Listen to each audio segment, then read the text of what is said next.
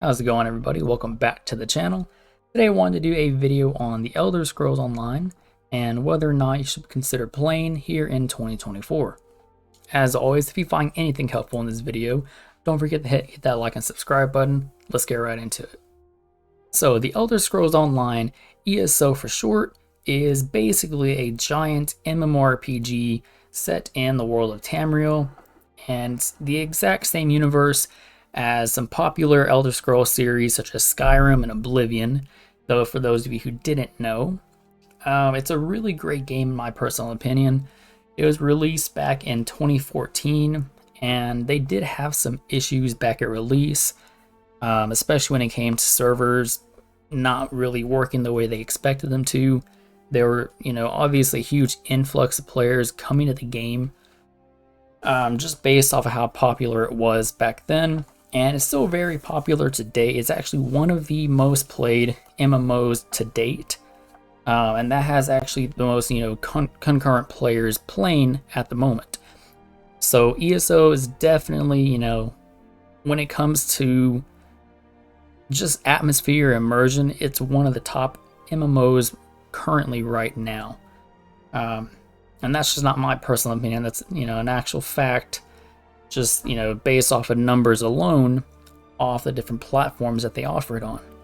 So, what makes ESO such a great MMO, and what makes me convinced that it is worth playing in 2024? Pretty much, when it comes to ESO, the community is very great. There's tons of different things that you can be involved in when it comes to the game itself, and different features and different DLCs and all the different types of things they're putting out here in the future.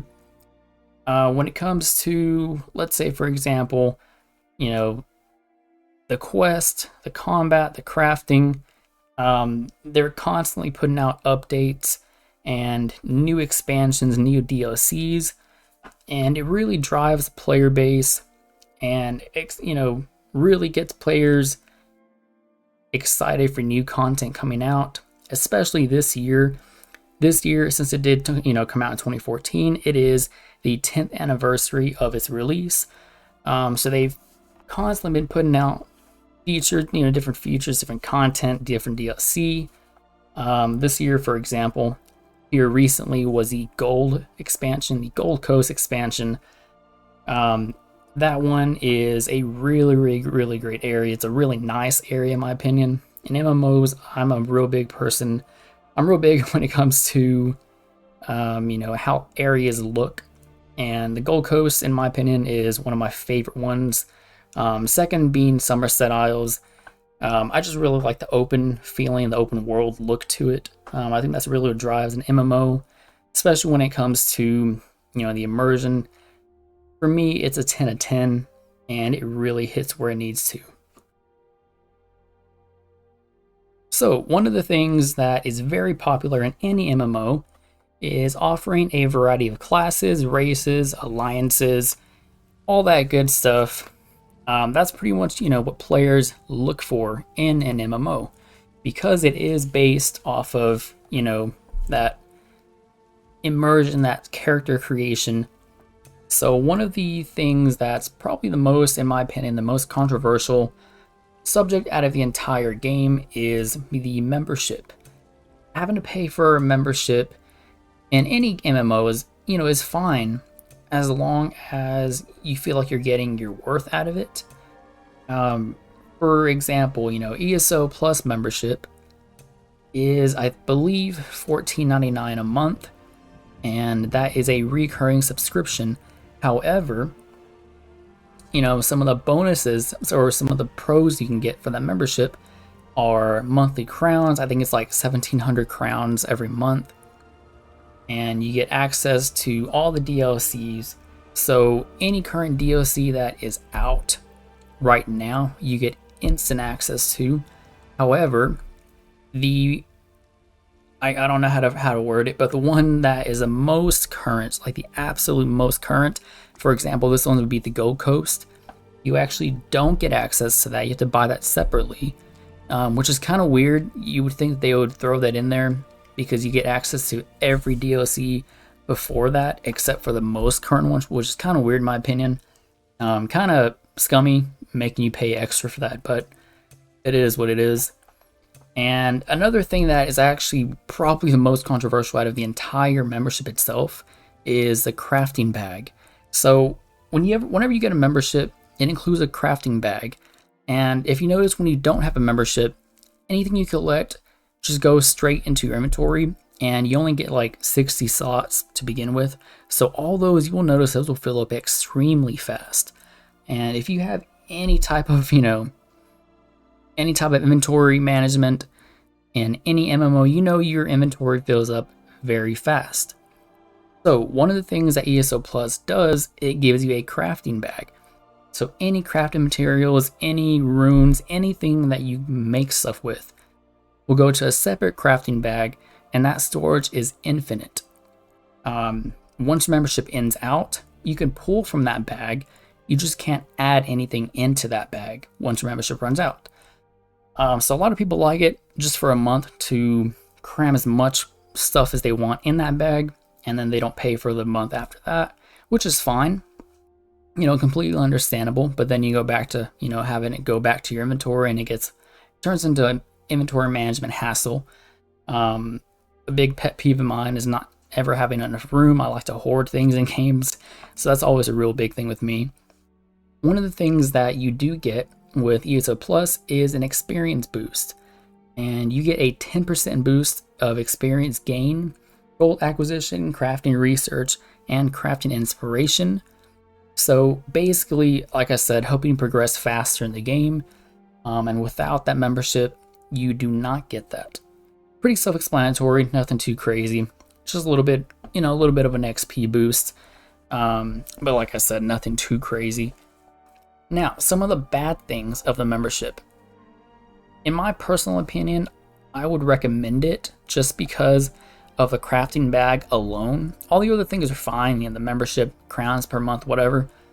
That's fine, but in my personal opinion, I would buy the membership and play with it just for the crafting bag alone, just because, again, I collect everything.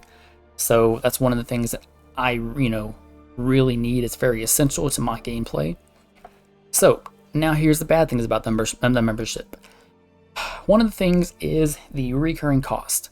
So every month you have to pay $14.99 for the membership, and that can add up over time, especially in today's economy. It's going crazy, going to hell. So that $14.99 can add up very fast, especially if you're not a regular to the game. If you're just playing here and there, you play it for a couple hours here every week, it probably isn't worth it for you. You can probably spend that on a nice pizza or whatever, if you can even find a pizza that cheap nowadays. But in my opinion, it really wouldn't be worth it unless you're making content on the game. You really just enjoy playing the game. You're spending a lot of time on it. You have some friends you're playing with, whatever the case may be. That's the only time where I wouldn't personally get it. But like I said, it's different for everybody. Another thing is on the DLC again. So whenever you buy the ESO, you get access to all the DLCs, but as soon as your membership runs out or you cancel it, you no longer have access to those DLCs unless you purchase them separately.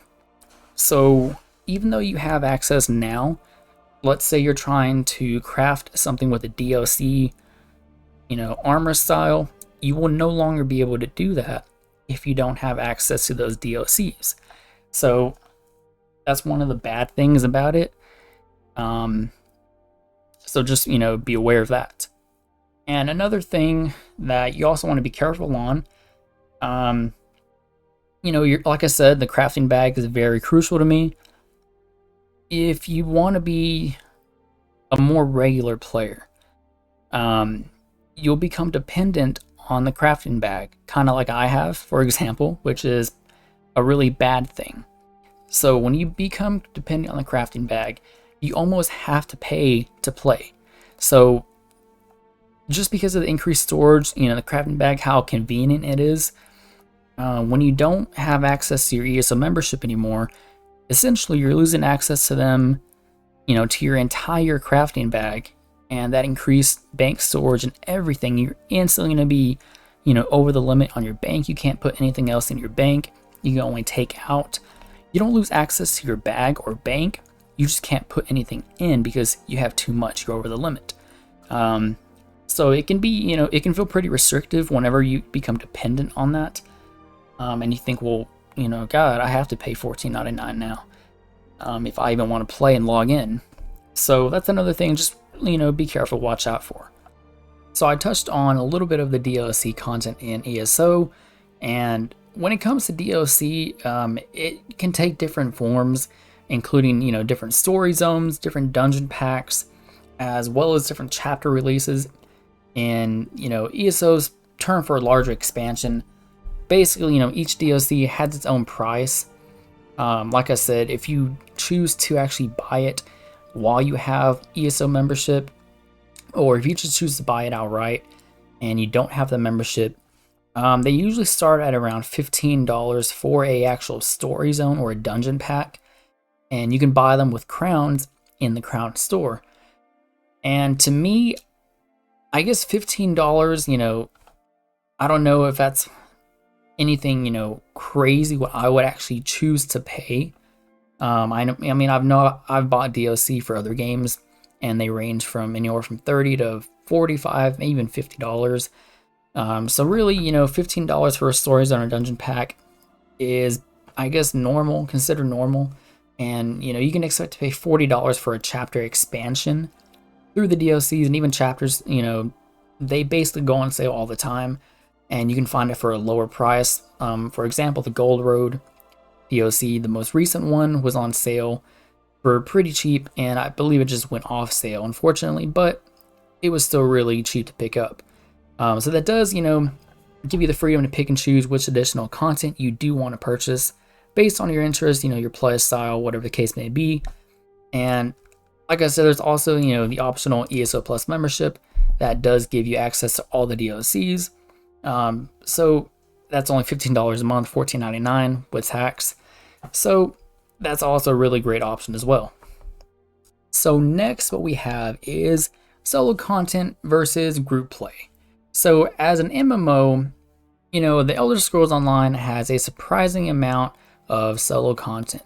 You would think with it being online that they're trying to encourage people to play in groups, especially, like I said, with it being online, not just a single player game. But, it does actually have a lot of solo content. And, that's really no doubt, due to the game's place in the Elder Scrolls universe, which, is pretty much, dominated by single player titles, everywhere, like, Skyrim, Oblivion, all those, and those are really the things that give ESO, the most bang for your buck whenever you buy the game, is that you're going to feel like you're really in those actual games themselves. Like you'll see people, running around. You'll be out in the wild somewhere, some secluded, place, and you'll see someone random just run by you, and it reminds you, like you're in an online game. But for a majority of the time, if you want to play solo, you actually can. It feels like you're in a solo game most of the time as it is, and it's one of those games where it's really playable for the solo player. Ironically, my name, the Solo G. I play a lot of solo titles, and it's one of those games that you don't actually feel like you have to be with anybody in a group. You don't have to play with anybody. If you just want to play by yourself, just relax, wind down after work, whatever the case, you can do that. There's definitely a lot of group content, but being a solo player, you have the freedom to do that as well. So one of the things that I do want to talk about is, especially for, the newer players, returning players as well, you'll probably know, but for a lot of newer players, one of the things that is pretty important is level scaling. So back when the Elder Scrolls Online first came out, it was like any other MMO where you could basically be a level 30 and you could try to take out, those higher level mobs and whatever, and they would just completely wipe you out. But there was a thing that came out called Tamriel 1, and that made it where any player, regardless of their level, could go into those harder areas, and the enemies will be scaled to their level. So you could actually go in there as a solo, instead of having to go with a group, as a big party and take out world bosses. You could actually go by yourself now to those harder levels because they're scaled to you. They're not really harder levels anymore. They're just, different areas of the map scaled down to your level. So it makes it where anybody can go anywhere regardless of their level. So one of the things that, that does is it makes it challenging being a solo, but in my personal opinion, it's felt a lot easier. And, it definitely makes solo content a lot easier to play in this game. You can even play like a story mode, do different quests and all that. You don't have to actually, like I said, play with anybody. So if you're, especially if you're into a lot of that solo play, you're probably playing ESO, solo, and really the combat isn't too big of a challenge. Instead, you're trying to do the story and be a little bit more, expansive when it comes to different quests, exploring all the different, overland zones, which is huge. And like I said, it's it's a very big map. So it'll take you, several hours to actually explore everything, go through everything, especially, playing as a solo. And maybe you're a completionist, you want to do everything like that. Like I said, there's definitely a lot of content if you're a solo player. At the start of your adventure as a solo player, you do want to keep in mind that if you do get ESO membership, you now have access to all the DLCs, with the exception of the most current one, unfortunately. But your time that you experience out, in Tamriel, you'll notice that the rewards for adventuring solo are, actually a lot better than what they used to be. Back then, you would run around, you get a bunch of crap, in my opinion, and they've actually reworked the way solo rewarding is basically put out now. And so whenever you're walking around, you complete quests on your own, you're doing everything by yourself, you'll notice that when you're playing, you might not get the best loot, obviously. Remember that, because some of the better things you get are they come out of dungeons, they come out of different events like that, with the exception of some set items dropping in the overland. You'll feel like you're actually playing a single player Elder Scrolls game, and you're getting loot as if you were playing single player.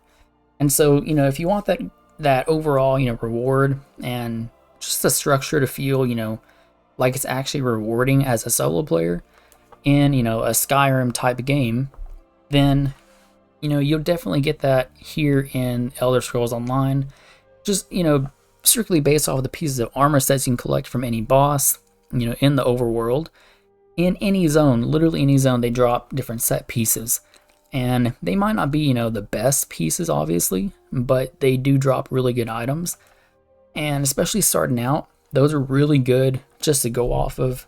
Equipping 2, 3, 4 pieces, even 5, gives that unique bonus, which feels very MMO-ish.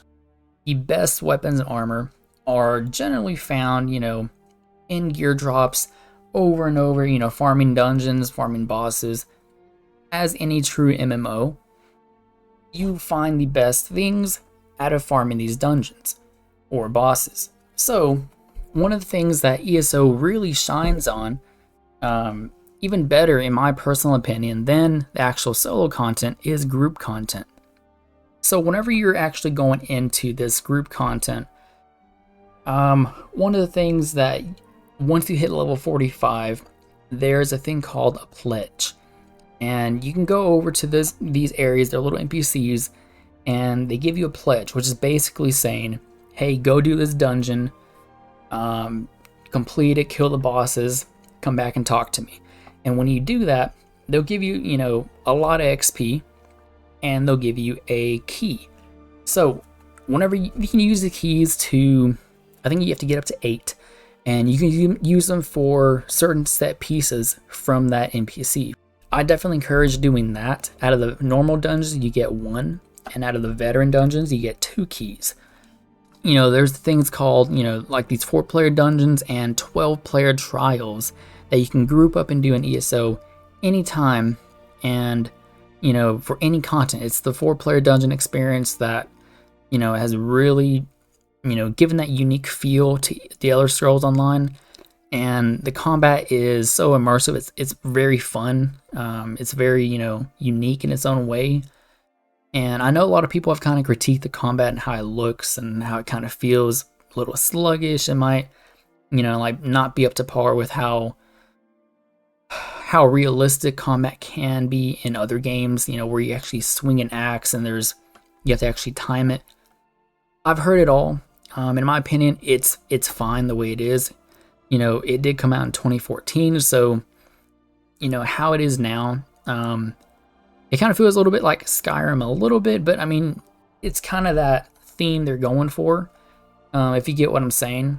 And so, that's just one of the, the distinct themes that I feel like is very fun about the game, and how the dungeon actually feel. And don't be pressured to feel, like you have to do these veteran dungeons right away. Definitely get a feel for how the dungeons are, in the beginning. Just the normal dungeons. They're not really that hard at all, as long as you have a decent build going on, kind of what you're doing halfway. But like I said, these group dungeons and the group play in general is so good, and there's so much experience you get out of it, especially running it with a guild. If you're running just random dungeons, these are the pinnacle of group content, literally the pinnacle of group content is. So it's going to give you the most challenging and complex encounters in the game. And sometimes, it even takes, days to actually understand how to actually fight these.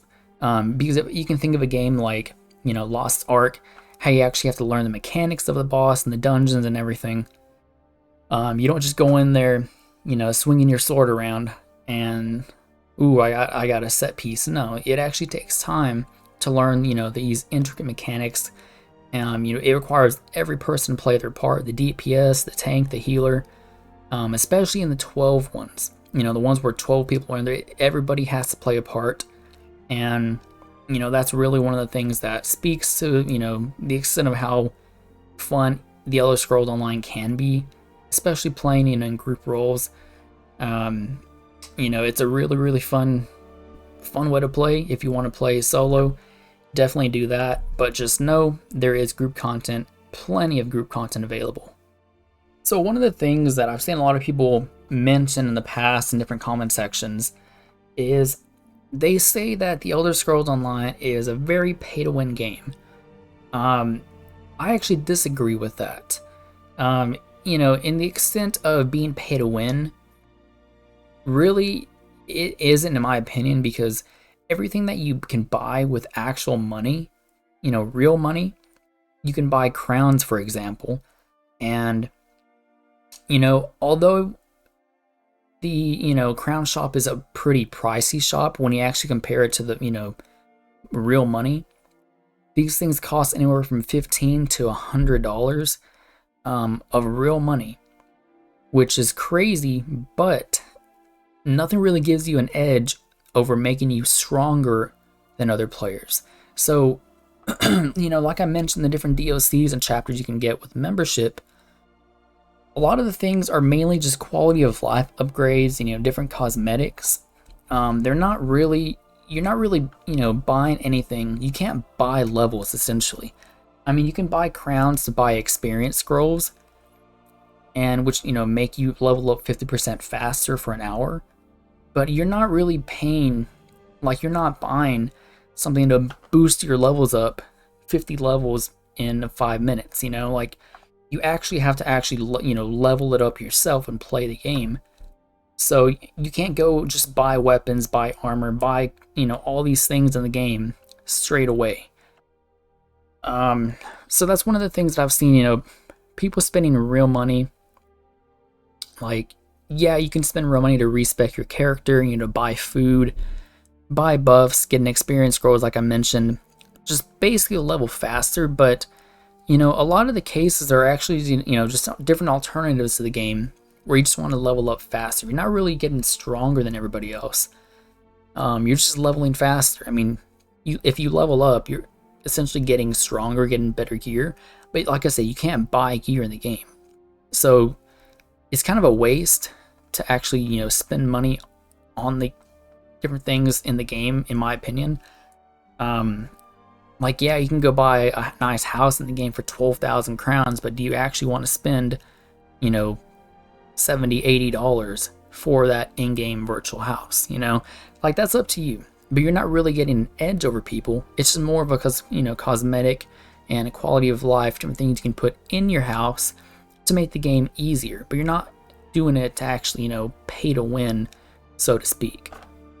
Entry level to mid game is fairly easy. Like I mentioned, it becomes pretty second nature.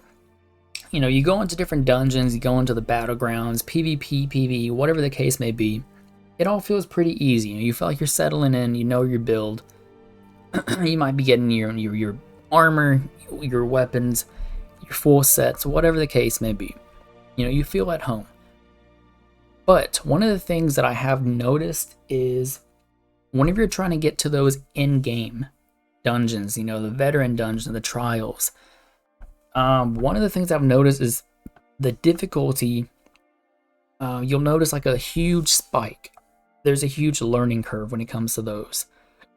So one of the things that I highly encourage is that you do add yourself to different guilds in the game, different groups.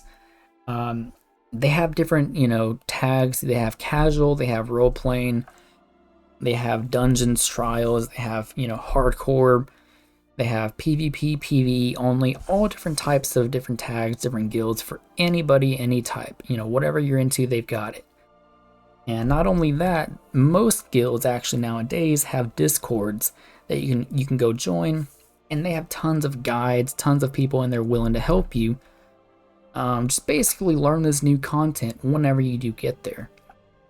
It's really easy to make friends. I mean, I'm not a very social person. I'm not anti-social. I just stick to myself most of the time. But there have been times when I have to go, actually reach out and ask people, hey, how do I do this? What can I be doing better? I'm doing this, I'm having trouble, whatever the case. Like I said, there's always people there. You don't even have to, talk, voice chat, none of that. You can just send them a quick message. It doesn't have to be anything too crazy. If you have friends that play the game, it makes it even better.